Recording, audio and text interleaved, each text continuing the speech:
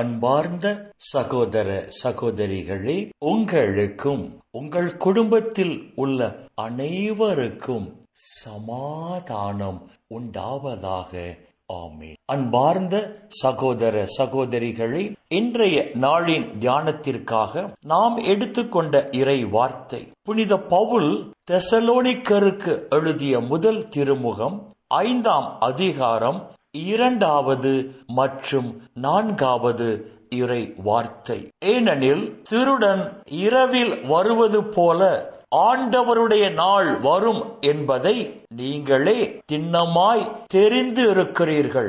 ஆனால் அன்பர்களே, நீங்கள் இருளில் நடப்பவர்கள் அல்ல.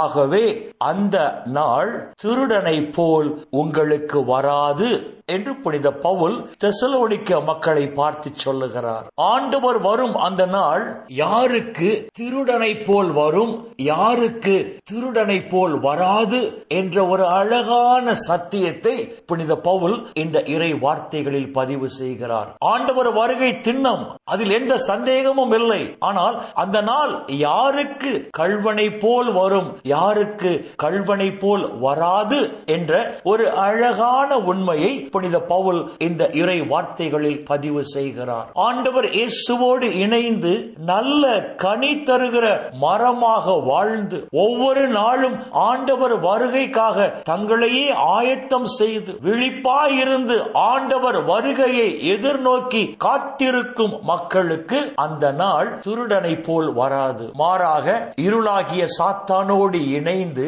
கெட்ட கனி தருகிற மரமாக வாழ்ந்து ஆண்டவர் வருகைக்காக ஆயத்தம் செய்யாமல் ஆயத்தமற்ற நிலையில் வாழ்கிற மக்களுக்கு, விழிப்பாயிருந்து செயல்படாமல் உறங்குகிற மக்களுக்கு அந்த நாள் திருடனை போல் வரும் என்ற ஒரு உண்மையை புனித பவுல் இந்த இறை வார்த்தைகளில் பதிவு செய்கிறார். ஒளியில் நடக்கிற மக்களுக்கு அந்த நாள் கள்வனை போல் வராது.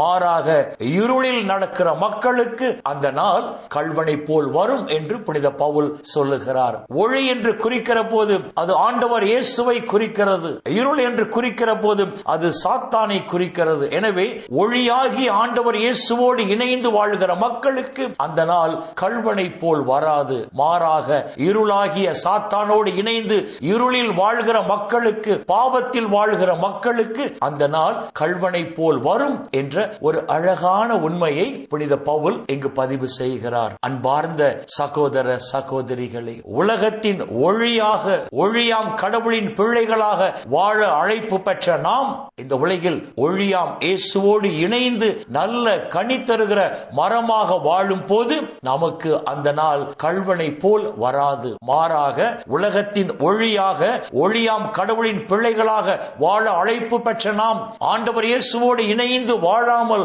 சாத்தானோடு இணைந்து நாம் கெட்ட கனி தருகிற மரமாக வாழ்வோம் என்று சொன்னால் அந்த நாள் கள்வனை போல் வரும், நாம் சிக்கிக் கொள்வோம் என்ற ஒரு அழகான உண்மையை புனித பவுல் இந்த இறை வார்த்தைகளில் பதிவு செய்கிறார். அன்பார்ந்த சகோதர சகோதரிகளே, உலகத்தின் ஒளியாக, ஒளியாம் கடவுளின் பிள்ளைகளாக வாழ அழைப்பு பெற்ற மக்களாகிய நாம் ஒளியாம் இயேசுவோடு இணைந்து நல்ல கனி தருகிற மரமாக வாழ்வோம். ஆண்டவரின் வருகைக்காக ஒவ்வொரு நாளும் ஆயத்தம் செய்து விழிப்பாயிருந்து செயல்படுவோம். அப்பொழுது ஆண்டவர் இயேசு வரும்போது நாம் அவரை எதிர்கொண்டு சென்று அவரோடு விண்ணக ராஜ்யத்திற்குள் நுழைந்து அங்கு நித்தியத்திற்கும் மகிழ்ந்திருப்போம். இந்த இறை சிந்தனைகளோடு நாம் ஜெபத்திற்குள் கடந்து செல்வோம். எங்களை நேசிக்கிற நல்ல பிதாவே, அப்பா, இந்த உலகில் இன்னும் ஒரு நாளை நீர் எங்களுக்கு சேர்த்து தந்தீரே. உம்முடைய கிருபைக்கு நன்றி சொல்லுகிறோம். ஆண்டவரின் நாள் யாருக்கு கள்வனை போல் வரும், யாருக்கு கள்வனை போல் வராது